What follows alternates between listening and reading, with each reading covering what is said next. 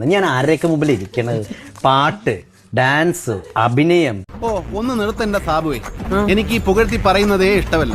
പിന്നെന്താ mimicry, YouTuber.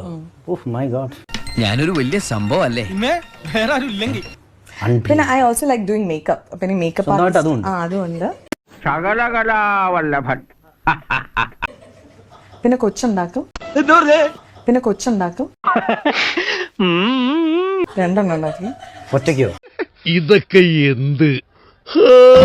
ഒറ്റയ്ക്കല്ല, ശ്രീനി ഒന്ന് സപ്പോർട്ട് ചെയ്തു. അതാണ് സഹായത്തോടെ. ഓ അങ്ങനെ ശരി. എന്തായാലും കൊള്ളാം. ഞാൻ വീട്ടിൽ പോണേ, എനിക്കൊന്നും വയ്യ കാണാൻ.